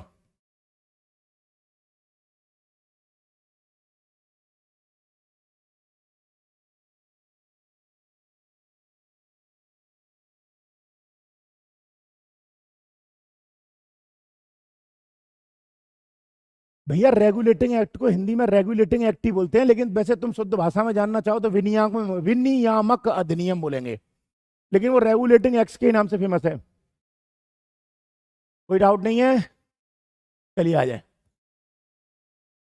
क्या बात पूछनी है आपको, बताइए।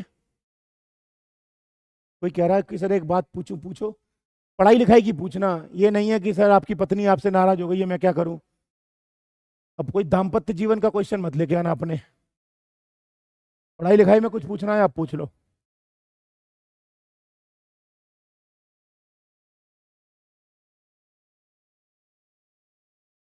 अबे यार एक तो कमेंट इतनी तेजी से भागते हैं, ये पल्ले नहीं पड़ते।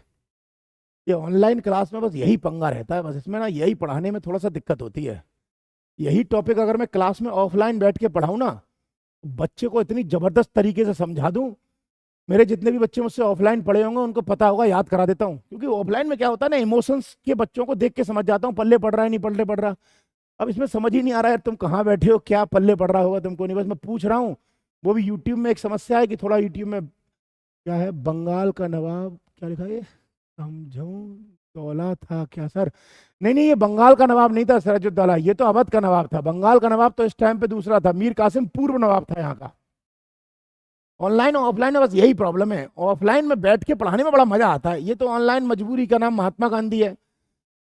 नहीं समझ आया? लोग कहते हैं, मैं नहीं कहता, वैसे मजाक मजाक बनाने के लिए कहा जाता है कि मजबूरी का नाम महात्मा गांधी है। महात्मा गांधी अहिंसा के पुजारी थे ना, अहिंसा मतलब अहिंसा के पुजारी थे। क्यों? क्योंकि जो हालत थी उस हिसाब से हिंसा कर नहीं सकते थे।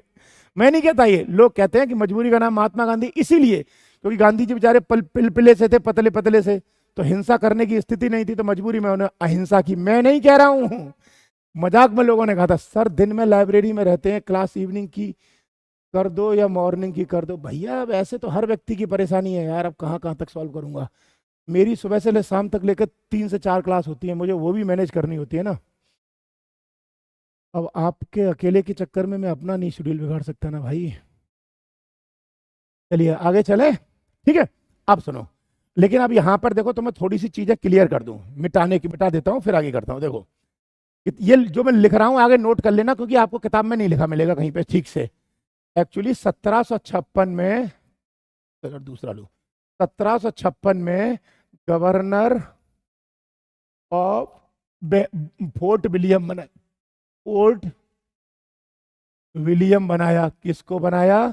रॉबर्ट क्लाइव को, ठीक है। बाद में 1765 में गवर्नर ऑफ बंगाल बनाया। किसको बनाया? रॉबर्ट क्लाइव को, ठीक है। बाद में 1773 के रेगुलेटिंग एक्ट में गवर्नर जनरल ऑफ बंगाल बनाया। किसको? वारेन हेस्टिंग्स को, ठीक है। और इस गवर्नर जनरल ऑफ बंगाल के अंडर में कर दिए दूसरे गवर्नर, जैसे governor of Mysore, governor of Madras, governor of Bengal, or Bombay. समझ आ गया? इस गवर्नर ऑफ बंगाल को बड़ा कर दिया, एसएसपी कर दिया, और छोटे छोटे एसपी इसके अंडर में कर दिए, बस सीधी फंडा है। उसके बाद 1833 के कानून में, वैसे सारे कानून बताऊंगा मैं लेकिन अभी ऐसे समझ लें, 1833 के कानून में इसी गवर्नर जनरल ऑफ बंगाल का नाम बदलकर गवर्नर जनरल ऑफ इंडिया कर दिया गया। और ये बंदा बना लॉर्ड विलियम बेंटिक, ठीक है, लॉर्ड विलियम बेंटिक।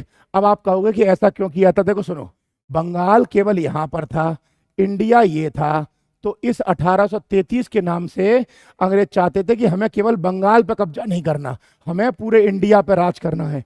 इसलिए 1833 में पहली बार गवर्नमेंट ऑफ इंडिया शब्द का यूज हुआ, इतने बड़े शब्द का, ठीक है। नेक्स्ट, फिर 1833 के बाद में 1858 की क्रांति के बाद, वैसे मैं आगे बताना चाहिए था लेकिन सीक्वेंस बता रहा हूं ताकि नोट कर लो, इसलिए 1858 के कानून के बाद इस गवर्नर जनरल ऑफ इंडिया का नाम बदलकर वायसराय ऑफ इंडिया कर दिया गया। और पहला वायसराय जो बना था वो बना था लॉर्ड कैनिंग, ठीक है। और बाद में यही 1950 में जब भारत का संविधान बना तो इसी वायसराय ऑफ इंडिया का नाम बदल के, चूंकि अंग्रेजों का शासन अंत हो गया, ब्रिटेन की महारानी का राज खत्म हो गया, तो इसी की जगह पर हमारी जगह आ गया प्रेसिडेंट। प्रेसिडेंट, पीडी का मतलब पेप्सुडेंट नहीं है, प्रेसिडेंट है, प्रेसिडेंट ऑफ इंडिया। ये भारत के शासकों, शासक मींस भारत के हेड ऑफ नेशंस का वो रहा है सीक्वेंस। मतलब अगर पूछे कोई कि इंडिया के राष्ट्रपति का पद कैसे कैसे आया तो इस सीक्वेंस में आया, बाकी आगे डायग्राम में मैं समझाऊंगा, अभी आपके लिए इतना पर्याप्त है। बताइए इसमें कोई कंफ्यूजन है? आपने, आप इसको चाहो तो वो कर लो, क्या बोलते हैं, स्क्रीनशॉट। मैं हट जाता हूं, इतना उतार लो आप चाहो तो, मतलब स्क्रीनशॉट ले लो, बाद में कॉपी करते रहना आप लोग।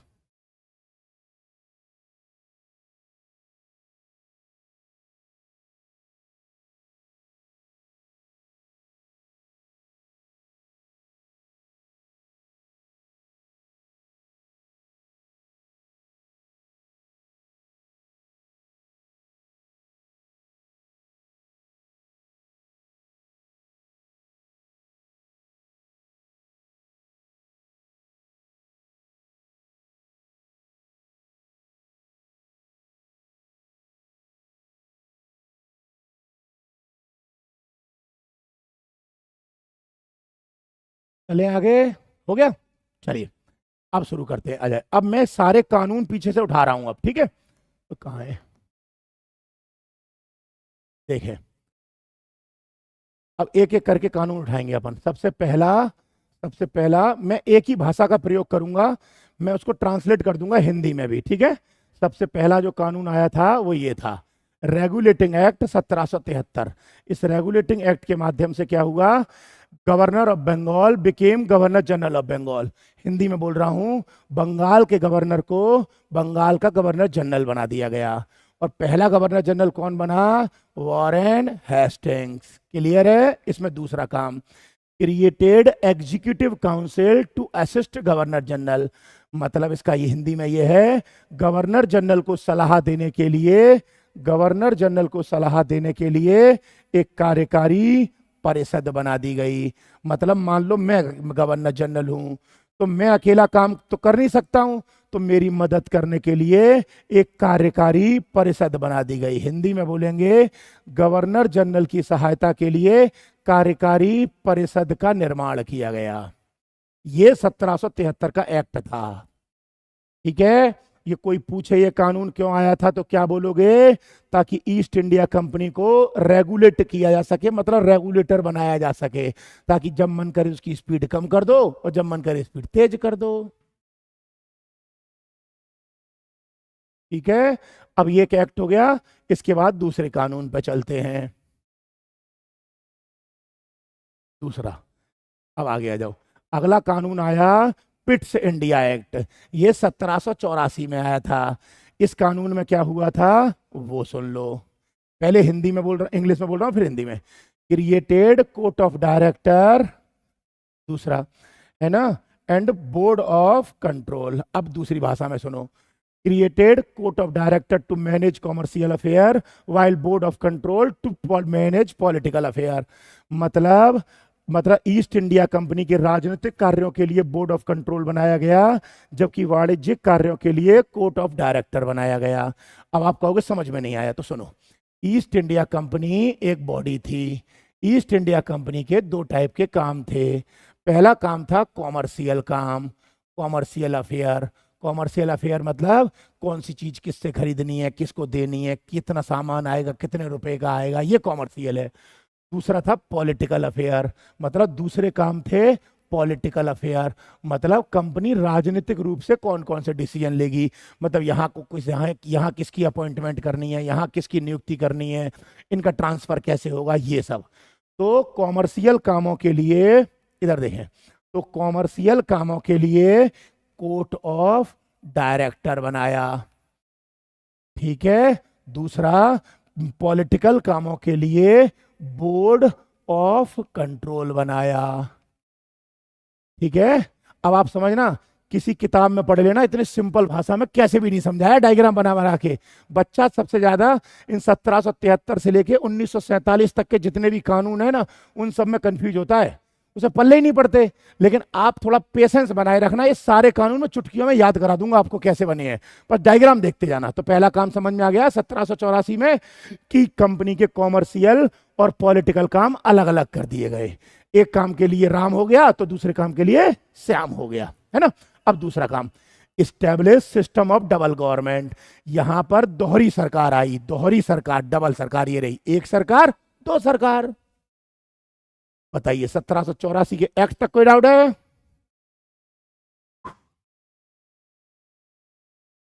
भैया मैं हिंदी इंग्लिश आपको दोनों दे तो रहा हूं, और क्या चाहिए आपको? मैं इतना देखो, पहले इंग्लिश बोलता हूँ फिर हिंदी बोलता हूँ। इतना तो सिंपल भाषा में अच्छे अच्छे टीचर नहीं बोल पाते हैं, क्योंकि या तो वो हिंदी बोल पाते हैं, इंग्लिश में तो देखो दोनों भाषा में बोल रहा हूँ, लेकिन अब लिमिट है ना। बताया तो मैंने, ऑनलाइन क्लास में मैं बोल सकता हूँ, लिखवा नहीं सकता। जब मैं यही ऑफलाइन क्लास में लिखवाता हूँ ना, तो बिल्कुल हिंदी इंग्लिश दोनों लिखवाता हूँ।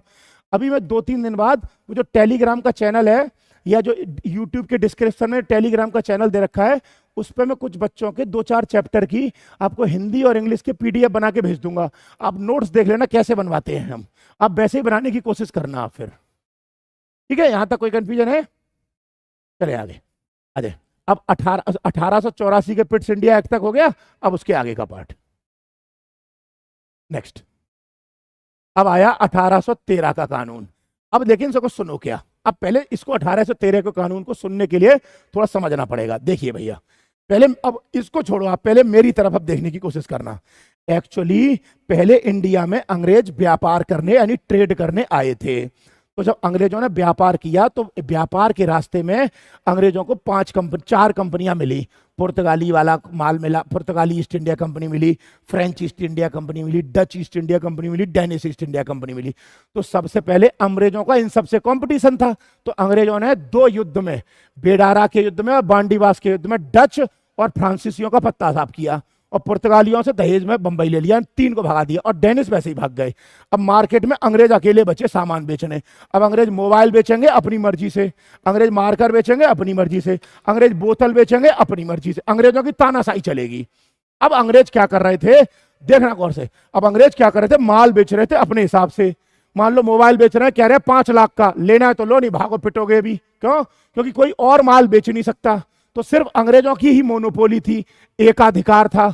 तो भारत में तानाशाही आने लग गई कंपनी में। अब अंग्रेजों के दिमाग में एक ख्याल आया, यार कब तक ये माल बेचेंगे? पता चला 500 रुपए का माल बनाओ, 600 रुपए का बेचो, 100 रुपए का फायदा है। अंग्रेजों ने कहा इस इंडिया को लूट डालो, और अंग्रेजों ने अब लोगों को लूटना शुरू किया। क्यों? क्योंकि अंग्रेजों को बंगाल, बिहार, उड़ीसा से टैक्स मिल रहा था जनता से, बंबई से टैक्स मिल रहा था जनता से, मैसूर से टैक्स मिल रहा था जनता से। अब भैया जब परचूनी की दुकान चलाने से 500 रुपए की कमाई होती है, तो लूटने से 5 लाख की कमाई होती है, तो कमाई ज्यादा काहे में है? लूटने में। फैक्ट्री चलाने में तो फायदा है नहीं है ईस्ट इंडिया कंपनी। इसलिए धीरे धीरे अंग्रेजों ने कंपनी पे ध्यान देना कम कर दिया, और अंग्रेज अब तानाशाही पे उतर आए और लूटने पे शुरू कर दिए। इसलिए अंग्रेजों ने 1813 के कानून में पहली बार एक काम किया। क्या किया? कह दिया कि अब हमारी मोनोपोली खत्म हो रही है, लेकिन मतलब अब अगर तुम चाहो तो कुछ सामान तुम भी बेच सकते हो, तुम भी बेच लो, तुम भी बेच लो, तुम भी बेच लो, तुम भी बेच लो। मतलब अंग्रेजों ने मोनोपोली खत्म कर दी।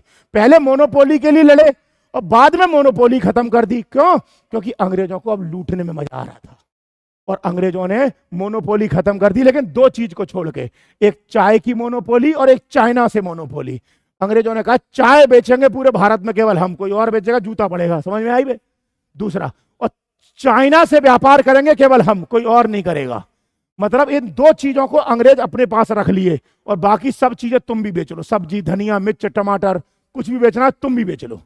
यानी कि पहला 1813 में मोनोपोली 80% खत्म हो गई। कितने परसेंट खत्म कर दी? 80%, चीन और चाय को छोड़कर। यहां तक क्लियर है? देखो यार, ये जो अननेसेसरी लोग जो मैसेज कर रहे हैं, अब जैसे एक बच्चा कह भी रहा है सारे लोग सिर्फ टाइम पास कर रहे हैं। अब भैया मैं भी जानता हूँ जो अननेसेसरी मैसेज कर रहे हैं वो टाइम पास ही कर रहे हैं। बस सच बता रहा हूँ यार, ईमानदारी से, इतना दिल से और इतना सुकून से पढ़ा रहा हूँ आप लोगों को। मुझे जबकि इसमें 1 रुपया नहीं मिल रहा, ना मैं ले रहा हूँ और ना ही मुझे चाहिए। मैं लेकिन जो बच्चे पेमेंट देने में कैपेबल नहीं है ना, मैं केवल उनके लिए प्रयास कर रहा हूँ। सच में कभी कभी तुम किसी ऐसी कोचिंग में जाना, मैं नाम नहीं लूंगा, 1.5 से 2 लाख रुपए लेंगी तुमसे, और इतना जितना बेहतरीन तरीके से तुमको पॉलिटी पढ़ा रहा हूँ। मैं वादा तो नहीं कर रहा, लेकिन इस बात की 110% गारंटी देता हूँ कि मुझसे बेहतर पॉलिटी पढ़ाने के लिए टीचर को एड़ी चोटी का जोर लगाना पड़ जाएगा, पढ़ा नहीं पाएंगे। एक कोई बड़ी से बड़ी कोचिंगों में चले जाना, फंडामेंटल राइट पढ़ाने के लिए दूसरा पकड़ रखा है, सुप्रीम कोर्ट हाई कोर्ट पढ़ाने के लिए दूसरा पकड़ रखा है। अकेला बंदा हूं, सोते में पूछना पॉलिटी में, सोते में सारे आर्टिकल रटे रटे सुना दूंगा। इतना ईमानदारी से पॉलिटी तुमको फ्री में पढ़ा रहा हूं, शायद तुमको फ्री की कद्र नहीं हो रही है। जब तो 1.5 से 2 लाख रुपए दोगे ना, तब पता चलेगी आपको। इसलिए भाई यहाँ पे टाइम पास मत करो, दिल से पढ़ा रहा हूँ, दिल से पढ़ लो। मन कर गया ना और मेरा दिल टूट गया, नहीं पढ़ाऊंगा प्लीज। पर पढ़ा है तो दिल से पढ़ो, ईमानदारी से बहुत अच्छा पढ़ाऊंगा, ईमानदारी से बहुत अच्छा पढ़ाऊंगा।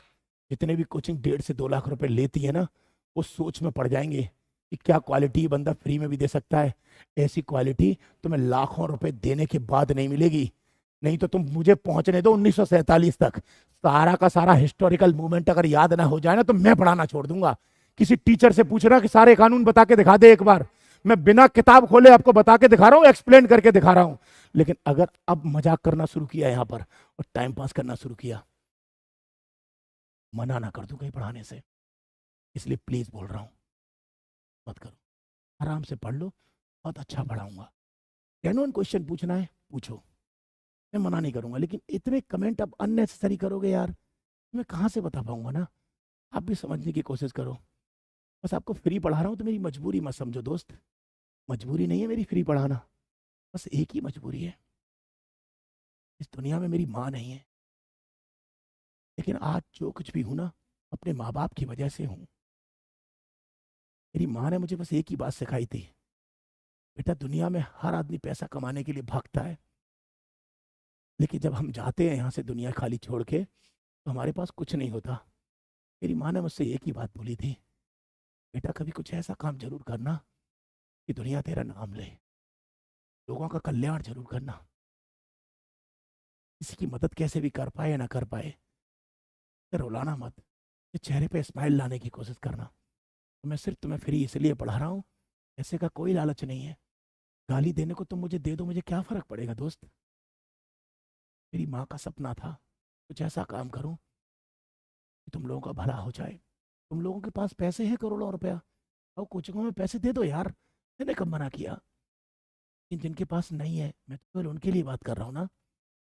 प्लीज भाई, कुछ भी समझ में नहीं आ रहा पूछो, बताऊंगा, ठीक है। आई होप आप मेरी फीलिंग्स और इमोशंस को समझने की कोशिश करोगे और मुझे कोऑपरेट करोगे। मैं सिलेबस अच्छे से करा दूंगा, कि बस थोड़ा सा रिक्वेस्ट है, अच्छे से कीजिएगा, ठीक है। हर्ट मत करो यार, दिल से पढ़ा रहा हूँ। नहीं तो बताओ कौन चिल्ला चिल्ला के पढ़ाएगा, मुझे कुछ मिल रहा है क्या। तो मैं 12 बजे आप लोगों के लिए आता हूँ, सिर्फ इसीलिए ना, जिनको मेरी ज़रूरत है उनका बेनिफिट हो जाए, बस।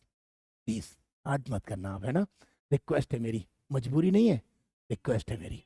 आ जाए, आ जाए। तो 1813 के कानून में अंग्रेजों ने मोनोपोली 80% खत्म कर दी, और लेकिन 80% खत्म कर दी, सारी चीजों में व्यापार कोई भी कर सकता है, लेकिन कितनी चीजों में करने के लिए अंग्रेजों ने मना कर दिया, 2 चीजों को। दोनों चीज कौन कौन सी थी, दोनों चीज कौन सी थी, एक चाय का व्यापार सिर्फ अंग्रेज करेंगे, और चाइना के साथ व्यापार अंग्रेज करेंगे, बस। इसके अलावा बाकी व्यापार कोई भी कर सकता है, ठीक है। दूसरा, इसी 1813 के कानून में अंग्रेजों ने मिशनरी एक्टिविटीज को परमिशन दे दी इंडिया में। मिशनरीज एक्टिविटीज समझते हैं, मिशनरी एक्टिविटीज का मतलब होता है ईसाई धर्म का प्रचार प्रसार करने के लिए। जैसे बहुत सारे कॉलेज वगैरह हैं, सेंट पीटर लेटर टाइप के, ये सब के सब जितने भी हैं, सेंट पैट्रिक्स, अब मेरे को तो नाम भी याद नहीं है, ये सब जो परमिशन मिली थी वो अंग्रेजों ने इस कानून से दी थी। क्रिश्चियनों की मिशनरीज खुलने लग गई, क्रिश्चियनों को प्रमोट करने लग गए, ताकि क्रिश्चियन अपनी क्रिश्चियनिटी को प्रमोट कर सके, इंडिया में उसको फैला सके, इसकी परमिशन मिली थी। दूसरा, लोकल गवर्नमेंट जो थी इंडिया में, उनको परमिशन दे दी कि वो लेवी टैक्स लगा सकती हैं। ये था 1800 कानून, 1313 का कानून। अब लेकिन देखो इधर क्या हुआ, अंग्रेजों ने 1813 के कानून में मोनोपोली कितने परसेंट खत्म करी, कितने परसेंट खत्म करी, 80%। 20% यानी चाय का व्यापार सिर्फ अंग्रेज करेंगे, और चाइना के साथ व्यापार सिर्फ अंग्रेज करेंगे, ये रख लिया, ठीक है। अब आगे सुनो, इसके बाद अगला कानून आता है 1833 का कानून। आ जाए, अब सुनो, देखें, अब गौर से सुनना। एक बात बताओ, इधर देखो, दोबारा सुनना, अंग्रेजों ने 1813 के कानून में सारी मोनोपोली खत्म कर दी, केवल दो, चाइना और चीन का व्यापार अपने हाथ में रखा, ठीक है। लेकिन 1833 का कानून, अब आप कहोगे 13 से 33 कैसे? एक्चुअली 13 से 33 इसलिए ताकि करेक्ट 20 साल बाद का ईस्ट इंडिया कंपनी को 20 साल का ठेका मिलता था। यानी 1813 में जो ईस्ट इंडिया कंपनी को टेंडर मिला वो कितने साल के लिए मिला? 20 साल के लिए। यानी 1833 में टेंडर को फिर रिन्यू किया गया है 20 साल के लिए। तो 1813 के बाद कौन सा कानून आया? 33। फिर 20 साल के ठेके के बाद कौन सा कानून आएगा? 53। यानी ठेका कितने कितने साल का मिल रहा है? 20-20 साल का।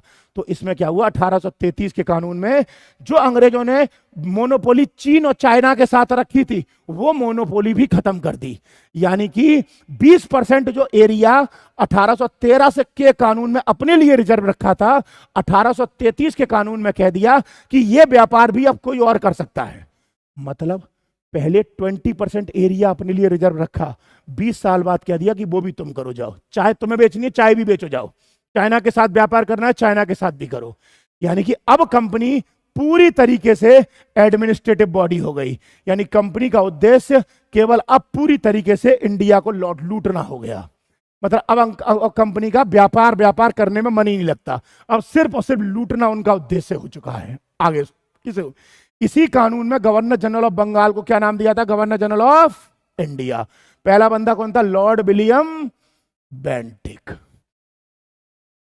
ठीक है। ये था 1833 का एक्ट।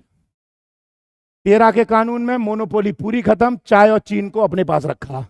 33 के कानून में मोनोपोली फुल्ली खत्म, चाय और चाइना की भी मोनोपोली खत्म कर डाली, ठीक है यहां तक। अब सुनो, अब देखो अगला ठेका जो मिलेगा अंग्रेजों को वो 53 का मिलेगा। ये रहा 1853 का। 1853 के कानून में, इसमें एक सबसे बड़ी से बोर्ड में समझाता हूं तो अच्छा रहेगा आपको। देखो अरे 1853 के कानून में अंग्रेजों को अब ईस्ट इंडिया कंपनी से बेनिफिट तो हो ही नहीं रहा था। क्यों? क्योंकि 13 में मोनोपोली पूरी खत्म 20% छोड़ के, और 33 में मोनोपोली 100% भी पूरी खत्म। तो अब क्या हुआ? 1853 के कानून में अंग्रेजों ने अब ईस्ट इंडिया कंपनी को जो 20 साल का टेंडर दे रहे थे वो कैंसिल कर दिया। अब ठेका 20 साल का नहीं है, अब कितने साल का है? अंग्रेजों ने कहा अब ये ठेका कभी भी कैंसिल हो सकता है, कभी भी कैंसिल हो सकता है। क्लियर हो गया? इसका मतलब है कि अब ठेका 20 साल का नहीं है। अब ईस्ट इंडिया कंपनी व्यापार जब तक करे जब तक अंग्रेज चाहते हैं। अगर ब्रिटेन का राजा चाहता है कि खत्म करो कंपनी तो आज ही खत्म। ब्रिटेन का राजा चाहता है 50 साल करते रहो तो करते रहो। मतलब ऐसे समझो, डीएम जो दारू का ठेका देता है वो 1 साल का देता है। हर साल ठेका अप्रैल से मार्च तक मिलता है, अप्रैल से मार्च तक मिलता है, अप्रैल से मार्च तक मिलता है। लेकिन इस बार 1853 में डीएम कह रहा है ठेका 1 साल का नहीं मिलेगा, ठेका जब तक मिलेगा जब तक मेरा मन करेगा। मेरा मन कर रहा है तो 5 साल तक नहीं टोकूंगा, चलाते रहो दारू की दुकान। मेरा मन करेगा तो अभी के अभी बंद कर दूंगा ठेका, अभी 15 मिनट में बंद कर दूंगा। सेम ईस्ट इंडिया कंपनी के साथ हो गया। 1853 में ईस्ट इंडिया कंपनी को अल्टीमेटम दे दिया गया कि अब यह कंपनी कभी भी खत्म हो सकती है। यहां तक क्लियर हो गया 1853 के कानून तक। लेकिन अब इस 1853 के कानून तक मैं आगे समझा चुका हूं, पीछे लौटते हैं अपन। अब देखिए, इधर मैंने बता चुका अंग्रेजों ने कैसे चीजों को कंट्रोल किया है। अब यहीं पर 2 चीजें और देखते हैं। एक चीज थी आपकी, कहां गया? एक था सब्सिडरी अलायंस। आ जाए देखें, इसको आप नोट कर लीजिएगा। एक्चुअली था क्या, भारत में 1798 में 1798 में, बड़ा कर देता हूं, 1798 में एक गवर्नर जनरल आया था, लॉर्ड वेले जली। इस लॉर्ड वेले जली ने एक संधि की थी, उसमें मतलब एक कॉन्सेप्ट लेके आया था। उस कॉन्सेप्ट का नाम था सहायक संधि, हिंदी में कहते हैं सब्सिडरी अलायंस। इस सहायक संधि में लॉर्ड वेले जली ने कहा था, सहायक संधि थी क्या, वो गौर से सुनना, सहायक संधि थी क्या वो अच्छे समझना। मैं हूं लॉर्ड वेले जली और भारत में बहुत सारे राजा थे, जैसे फॉर एग्जांपल हैदराबाद का राजा, मैसूर का राजा, तंजौर का राजा, अवध का राजा, पेशवा का राजा। ये सब राजाओं की अपनी अपनी रियासतें थी। तो सहायक संधि में लॉर्ड वेले जली कह रहा है कि देखो अगर कोई दूसरी रियासत का राजा तुम राजाओं को मारेगा तो तुम्हारी मदद मैं करूंगा, तुमको लड़ने के लिए आर्मी चाहिए तो आर्मी मैं दूंगा, आर्मी का पैसा तुम मुझे बाद में दे देना, उधार दे दे रहा हूं तुमको, जाओ बाद में दे देना, ठीक है। लेकिन तुम्हें मेरा एक काम करना पड़ेगा, तुम मेरे से बिना पूछे किसी दूसरे राजा से एग्रीमेंट नहीं कर सकते, मतलब एक राजा दूसरे राजा से एग्रीमेंट नहीं कर सकता। लेकिन अगर तुम्हारे पर आंच आएगी, कोई दूसरा राजा तुमको मारेगा तो मैं बचाऊंगा, आर्मी भी मैं तुमको दूंगा और आर्मी का खर्चा उधार होगा तो मुझे बाद में देते रहना। और राजाओं को लगा कि लॉर्ड वेलेस्ली हमारी इतनी मदद कर रहा है तो एग्रीमेंट तो सही है, तो बहुत सारे राजाओं ने इसके साथ ही एग्रीमेंट कर लिया। और इनमें एग्रीमेंट करने वालों में पहला कौन था? हैदराबाद 1798, मैसूर 1799, तंजौर 1799, अवध 1801, पेशवा 1802, सिंधिया मराठा 1803, ठीक है, गायकवाड़ मराठा 1803। इन्होंने इससे एग्रीमेंट कर लिया। लेकिन इस सहायक संधि में एक चीज अच्छी थी, क्या थी जिसके चक्कर में राजा फंसे नहीं, फंस गए थे, वो क्या था वो सुनो आप, देखें क्या है वो। सहायक संधि के अंदर ये कॉन्सेप्ट वो था जो इसमें राजा जाल में फंसे थे।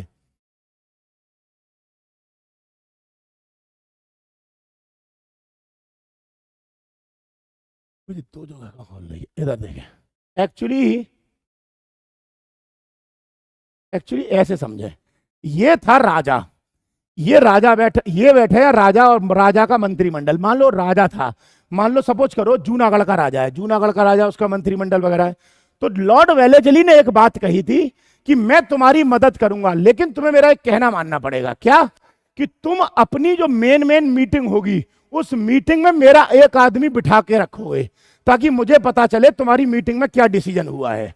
इसी को ब्रिटिश रेजिडेंट कहते थे, जो ब्रिटेन का आदमी था और जो राजा की मीटिंग के अंदर बैठा होता था। यह सहायक संधि का मेन काम था। और इस सहायक संधि की वजह से बहुत सारे जो राजा थे वो अंग्रेजों के लपेटे में फंस गए। और इसका परिणाम यह हुआ कि कहीं ना कहीं अंग्रेज जो थे, सहायक संधि की वजह से अंग्रेजों ने बहुत सारी रियासतों पर कब्जा कर लिया, जो मैंने अभी पीछे दिखाई थे। ठीक है, नेक्स्ट। अब देखो 1813 को कानून पास, 33 का पास, 53 का पास, आगे आ जाए। अब आगे क्या होता है? आगे एक नया गवर्नर जनरल आता है और वो नया गवर्नर जनरल एक नया कॉन्सेप्ट लेके आता है।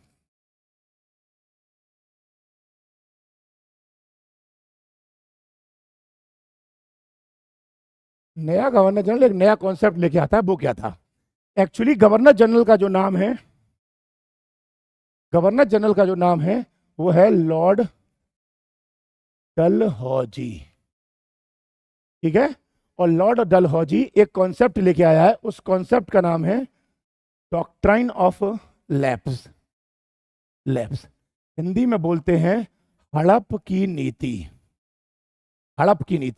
इस हड़प की नीति में ये कह रहा है, ये क्या कह रहा है? पहले तो आप एक कॉपी कर लो, कोई पूछे आपसे मैं एग्जाम में कि डॉक्ट्रिन ऑफ लैप्स में कौन कौन से राजा फंसे, तो मैं मीनिंग बाद में बता रहा हूं, पहले समझ लो क्या है। सतारा 1848 में डॉक्ट्रिन ऑफ लैप्स में आ गया, जैतपुर संबलपुर 1849 में आ गए, उदयपुर 1852 में, नागपुर 1853 में, झांसी 1854 में, आरकट 1855 में। ये आप स्क्रीनशॉट ले लो और बाद में आप कॉपी कर लेना। मैं अब बताता हूं डॉक्ट्रिन ऑफ लैप्स क्या था। अब सुनो, डॉक्ट्रिन ऑफ लैप्स था ये।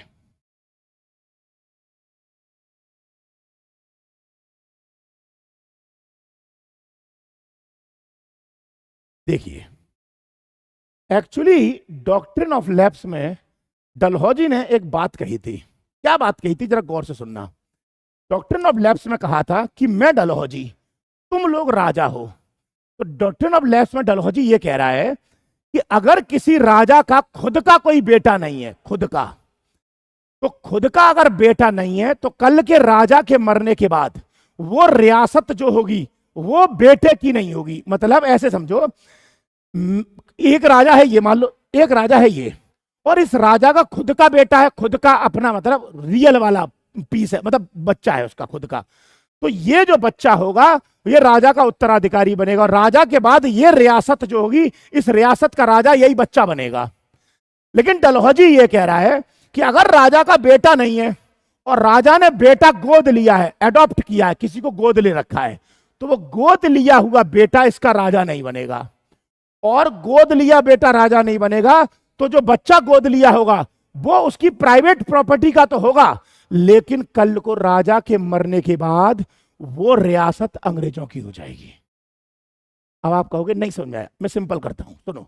मान लो एक एरिया है कानपुर, कानपुर मान लो रियासत नहीं थी, लेकिन मान लेते हैं रियासत थी, कानपुर रियासत थी, कानपुर का राजा है राम, राम, और राम का अपना बेटा नहीं है, तो राम ने कोई बेटा गोद ले रखा है, बुआ का लड़का गोद ले लिया है, तो कल राम के उसके मरने के बाद राजा के वो जो बेटा लिया है गोद, वो उस रियासत का राजा नहीं बनेगा, मतलब कानपुर का राजा नहीं बनेगा। लेकिन अगर उस राजा ने कोई प्लॉट खरीदा होगा कानपुर में, कहीं स्वरूप नगर चकेरी के पास या रामा देवी के पास में, तो जो वो प्लॉट खरीदा होगा उस प्लॉट का मालिक वो बनेगा। मतलब प्राइवेट प्रॉपर्टी राजा के गोद लिए हुए बेटे की होगी, लेकिन रियासत गोद लिए हुए बेटे की नहीं होगी। और ऐसे में उस रियासत को अंग्रेज हड़प लेंगे, इसी को कहते हैं डॉक्ट्रिन ऑफ लैप्स, हड़प की नीति। यहां तक क्लियर हो गया? यहां तक क्लियर हो गया। और इस हड़प की नीति के अंडर में वो सारे के सारे राजा आ गए जो मैंने अभी आपको बताए थे, ये सारे के सारे राजा आ गए जो मैंने अभी लिखे थे। कहां चले गए?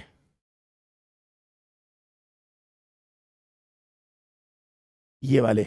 यहां तक उम्मीद करता हूं आपको हड़प की नीति तक का पाठ समझ में आ गया होगा, और 1853 तक का कानून बता चुका मैं, और हड़प की नीति बता चुका आपको।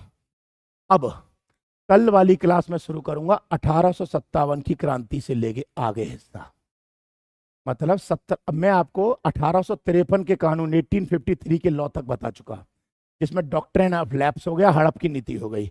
इसके आगे का हिस्सा कल शुरू करूंगा, 1857 की क्रांति से लेके आजादी तक का पाठ। तो कल मिलते हैं अपन।